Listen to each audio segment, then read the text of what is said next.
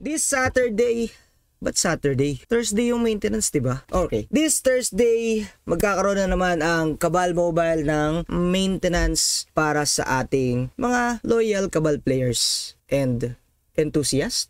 Dahil andito na ang maintenance patch para sa Halloween special. Tignan natin kung anong meron.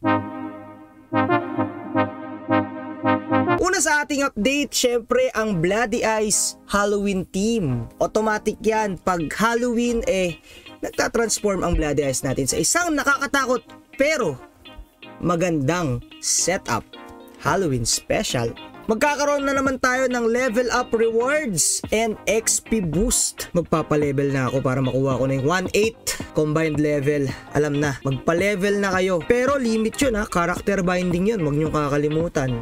Siyempre pag Halloween special ni Kabal, meron tayong monster spawn. Hindi ko lang alam kung anong klaseng monster spawn to, pero mukhang si Jack-o'-lantern na naman. Kaya yung mga may hilig mag-hunt dyan ng mga events, ng mga boss, yan, hanapin nyo si Jack-o'-lantern. Nandyan lang yan, nakapaligid sa Neverett. Special feature ni Kabalowin yan. Namiss nyo ba si NPC Yule? Ako namiss ko eh. Siyempre nagbabalik si NPC Yule at meron siyang inihandang special na sorpresa para sa atin. Magbubukas na ang NPC Yule Barter Shop. Ang alam ko, pwede kayong magpalit dito ng mga Yule accessories.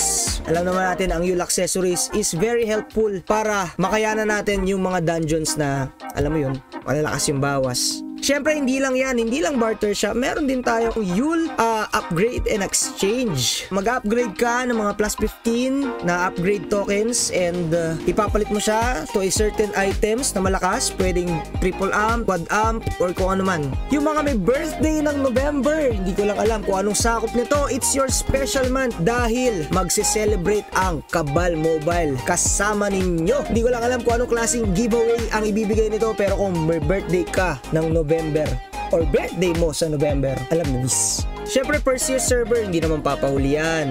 Magbubukas na yung Flame Dimension. Alam ko, ito yung Guild Dungeon eh. So, alam na, mga pisot ko sa Ignite ha. Sasama ako sa inyo ha, sa Guild Dungeon ha. Ano mo bang nakalimutan natin? Abangan na lang natin yung live stream ni CM Azur kung ano i-cover niya dito sa update na to this coming Thursday. Pero, don't miss out on the Kabal Mobile Kabalowin update. Sorry, hindi ako nag-stream nung mga nakaraang araw kasi may sakit ako eh. Tsaka marami rin akong naging kaya mo na, magbabalik din tayo soon. Kaya, kita-kits. Babush! Ay! Bye-bye.